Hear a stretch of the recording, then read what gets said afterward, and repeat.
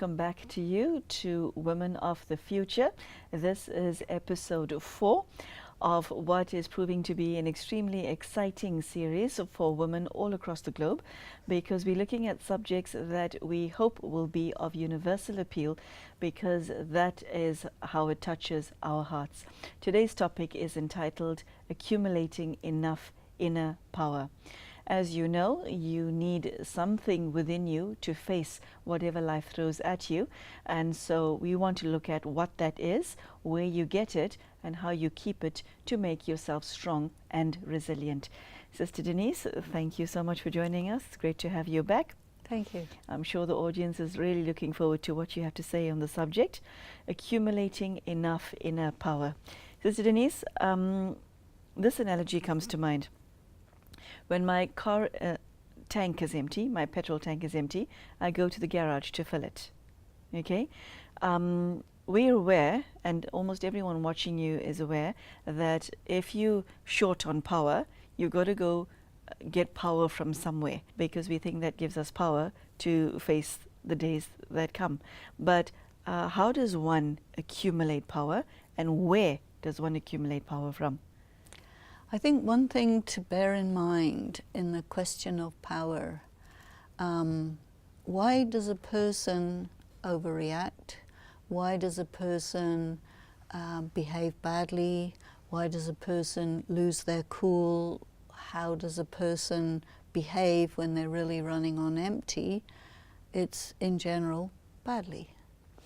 So what I would like to communicate is that when people behave badly, it's not because they're bad, it's because they're weak. And when people behave well, it's not because they're good, it's because they're strong or they're in their power. When we are running on empty, feeling low, behaving badly, we will think, and other people will think about us, that we're bad, that we're not okay, that we are, we start to doubt ourselves, our validity as people. And we won't necessarily pick up that all that's happening is I'm low on my spiritual energy, and so I have to fill up. You see, when your car is empty, it won't go. We will go, but we'll go negative. You see, when we're full, we go positive. So it's sort of an applicable analogy only to some extent, because we will go, no doubt, but this is why accumulating power is important. Where do we go? Well, we have to go to a non-earthly source. So when we go to people, to places, to pets, to things, to jobs, to whatever, we get a temporary boost. But it gets used very, very quickly. And we don't know any other way. So we have to really be informed that when you're bad, it doesn't mean you're bad, it means you're weak. When you're good, it doesn't mean you're good, it means that, you're in your power. Things are going well for you, you've done good karma, whatever. So, getting power, you have to get inside. And you have to go beyond. Because the source, the force, the light, the energy, doesn't come from down here, comes from out there. And therefore, we need to learn exactly how to disconnect from this and here in order to be able to shift to the dimension or the level where you can connect to the source. Okay. Sister Denise, you make all of that sound so beautiful and so obvious, and yet to most people watching you, most of the ladies watching you, it's not, is it? And what comes to mind as you speaking about God is that when people present themselves to God, it's usually to ask Him something. I want this, I'm suffering, I'm not okay. Our list is long as far as God is concerned. But yet, many have the question, does God listen to what I'm saying? But what you're talking about, accumulating from God, is rather different from the relationship that most people have with God.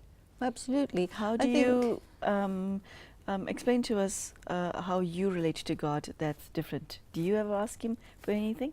Well, the way I look at it, when people go to God saying, oh God, will you sort out this problem? Will you fix my husband? Will you deal with my health? And God will say, you do it. And then you say, how? He'll say, look it up, Google it, whatever. I think that God is very intelligent. And the way that God relates to us is to oblige us, almost to force us to take responsibility for our actions and their consequences. So the problem that we have, which we don't realize, which I think is the importance of God, is that God will inform us that, hey, humans, you have lost power, and because of that you have started doing activity which is mutually destructive, self-destructive, and destructive of your habitat. All of this is because you have no power. So our subject today is accumulating enough power. Enough for what? How do you measure that? As in many of the programs that we're doing, it's really about rethinking everything. So here's rethinking our relationship with our goodness and badness, and redefining it as our being strong versus being weak, rather than being good versus being bad. That's the first thing. So if I do something bad, it's because I'm weak. If I do something good, is when I'm strong. So, turning within, learning how to connect with the Supreme Being, and taking power, taking light, and using that to be able to do the right thing. That's really what it's about. How does a woman who understands that within her psyche she is in need of power, and she's aware of her emptiness, she's aware of the beep sound that your cell phone makes when it's about to go flat, your own battery needing to be recharged, explain to us in a manner that's easy for our ladies to understand. How does she present herself to God? I can't imagine you sitting on your couch saying, God, you listening? I need some power. Thanks. Okay? Well, you might well start like that. Start like that. Yes, as gross as that. You've got to start but somewhere. Don't you have to do something to get it? I think what works is to admit, God, I really have lost control of myself, my life. I'm listening. You tell me. So rather than just giving orders to God, say, okay, nothing's working, I'm listening. And it's really a sort of an act of humility, an act of almost contrition, where you say, I just don't know what I'm doing anymore, I'm listening. Don't you have to have a relationship with someone before you can ask such a question? Because it's very intimate. Well, that's why it really takes almost like a desperation for a person to say, nothing's working anymore, I'm listening. It's really an act of humility. So desperation is a good thing, because then you can use it to your advantage. We can. Okay, so you talking about people who've hit rock bottom. Actually, when people have hit rock bottom and there's nowhere further down to go, the only way is up. And that may be the time where you've tried everything, that may be the first time that you say, oh God, And not like, oh God, as a desperate in a negative sense, but oh God as, okay, I'm listening, I'm turning to you, help, or something like that. But I mean, there's a lot of people who are not going to go to a state of desperation, but it may be, okay, let me just be quiet and let me try and listen. Sometimes people use the term the universe, you know. What is the universe going to tell me? Well, the universe is a bunch of space with some stars and planets and black holes and whatnot, which doesn't really talk. But I think what people are referring to when they use that term is the intelligence that's out there that's not a human. A lot of people don't know that, Sister Denise, because we use each other as our resources. Well, crutches, you can say. Resources, crutches, okay. And so we don't concern ourselves as to whether that person's got enough to give us. We go and take because we know we're empty.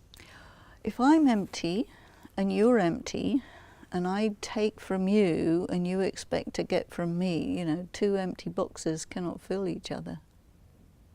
True. So, you know, there isn't anything left in a way here. We have to go beyond, we have to go out there, because it in so many ways it's spent. The fertility of the earth is spent, the creativity spent, power to sort of lift a community out of its difficulties, you know, the political powers, the religious powers, somehow everyone is feeling that they just don't work anymore, they're empty.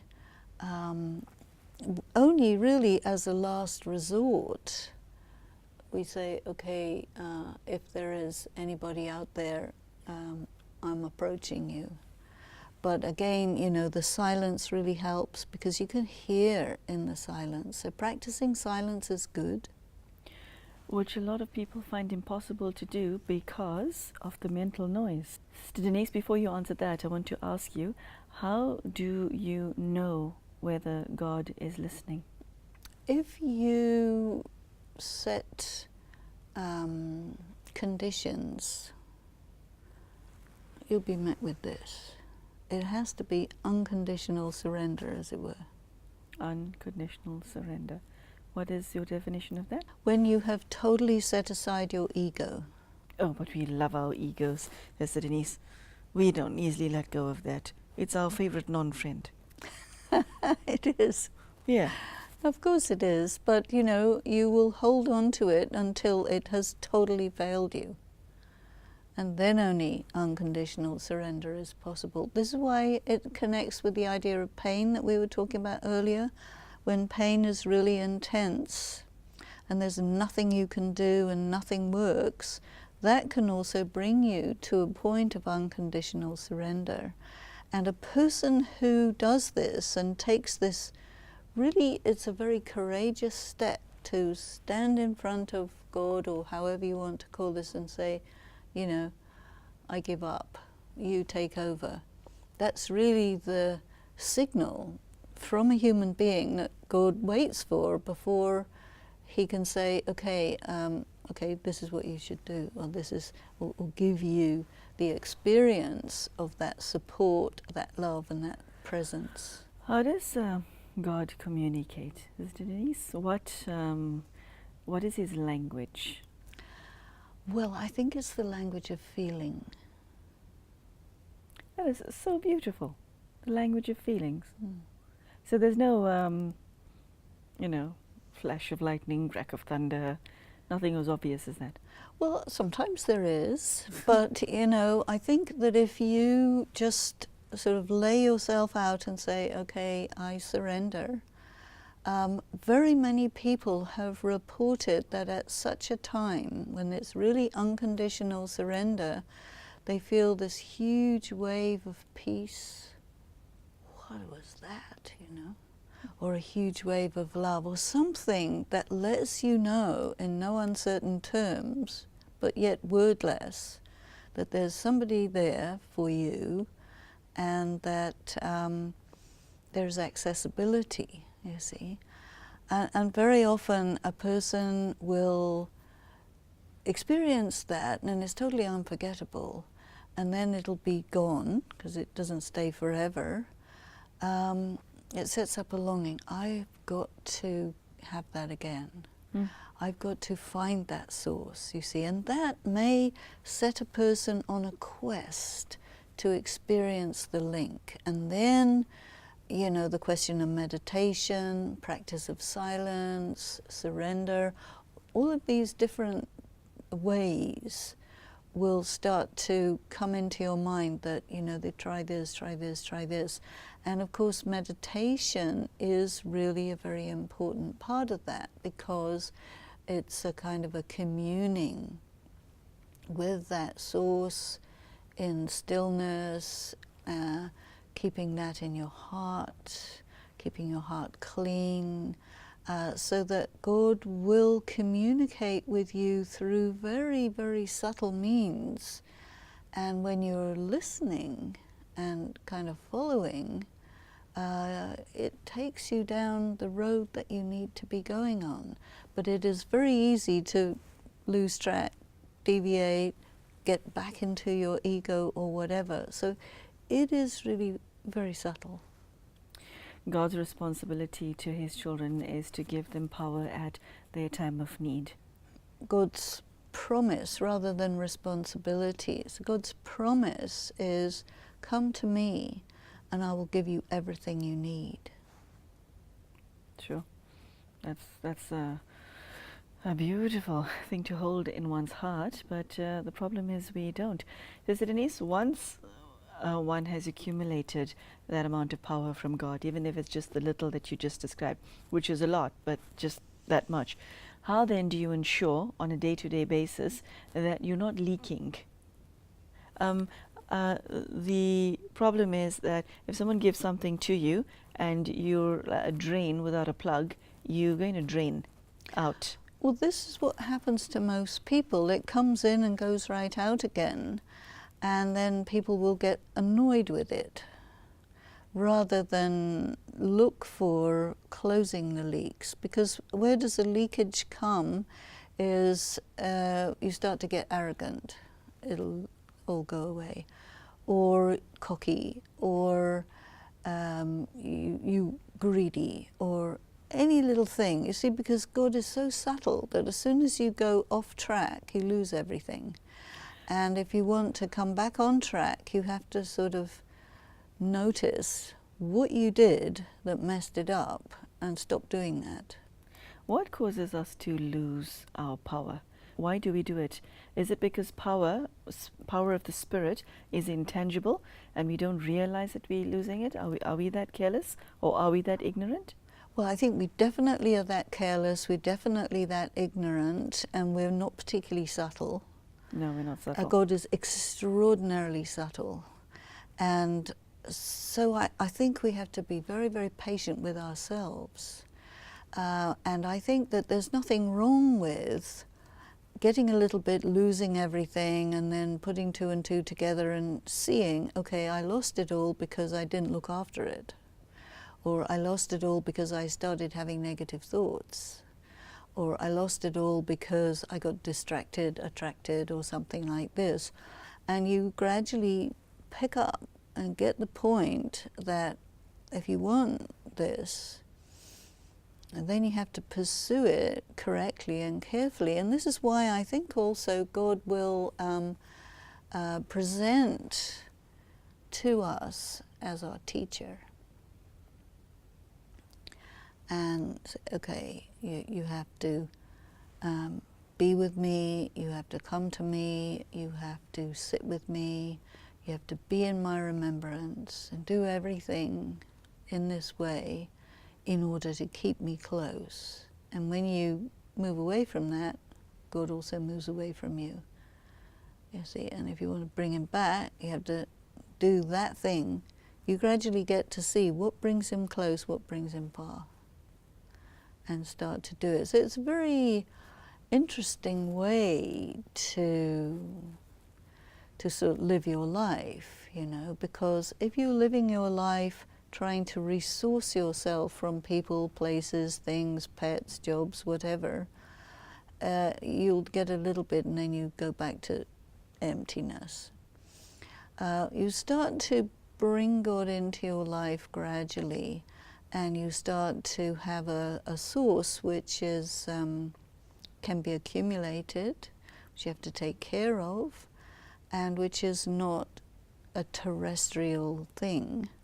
Then you really start to come close to yourself as well, and you start to become independent or non-dependent.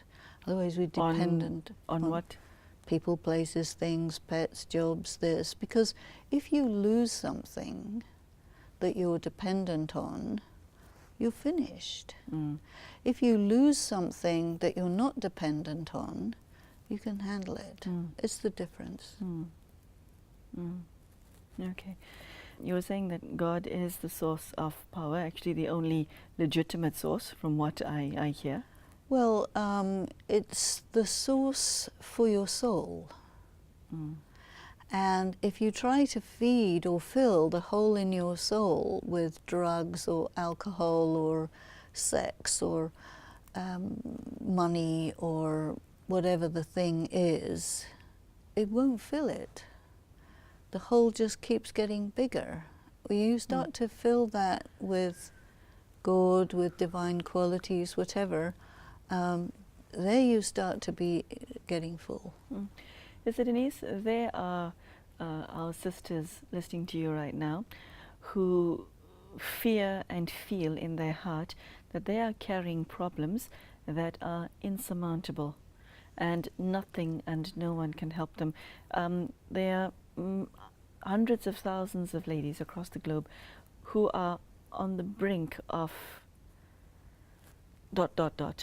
on a precipice, and my heart feels a lot of mercy for such sisters, because help is at hand, and perhaps they just don't know where to find it. What would you say to the many who are listening to you? Well, there are a number of things that we learn in Brahma Kumaris about all this. First thing we learn is just give it to God. Anything that's bigger than you, unsurmountable, is not too big for God. Okay, it's surmountable because you're human, but it's not so insurmountable because it's God. Yeah, and you know, your problem is very little in God's eyes. In your eyes, it's massive, you see. But God will say, well, don't worry about it. Let it go, you know. You have to sit with yourself and define your problem. You know, my problem is I don't have enough money. Very many people, it's an insurmountable problem. I'm in debt, I don't have enough money. Okay, surrender it to God. There is nothing else you can do, because otherwise you come in the clutches of some human, you know. Surrender your life to God. Surrender your mind to God. Surrender your negative thoughts to God. You see, it's like as an act. You just keep giving it, because as long as you're holding on to the worry about it, you're paralyzed. It's a very descriptive metaphor. Worry paralyzes the soul. Ah, yes. Sure. Okay. There's a saying, there is no worse disease than worry. And there is no better medicine than happiness. That is lovely. You know? Yes, Sister Denise, I think on that note, we have to bring today's episode to a close. Worry paralyzes you. That's an interesting expression, and I hope it's something that you are able to appreciate and understand. Sister Denise has shared a lot today on what it means to accumulate power, and I think the deepest message is that we have a very strong tendency to look to humans and animals and things and Mother Nature for our sustenance, but they and those things can give us so much and nothing more, and the only legitimate source of power is God. But Sister Denise has also shared how one goes to God, how you communicate with Him, and how not to communicate with Him. For example, she said that demanding something from God and, saying, I want this, this, and this, and this, is exactly how not to talk to God, which a lot of us don't know, because when we're desperate, we start demanding from God, and that's not the right way to do it. So I do hope that this half-hour slot has given you the impetus to re-look and rethink at your relationship with God and how you communicate with Him, and whether you too are feeling empty, and to realize that power is at hand, help is at hand, and the only true source of power is God. And also Sister Denise's message is how to look after that power. Very powerful message, very powerful talk, and we do hope to see you again soon. Thank you for joining us, and goodbye.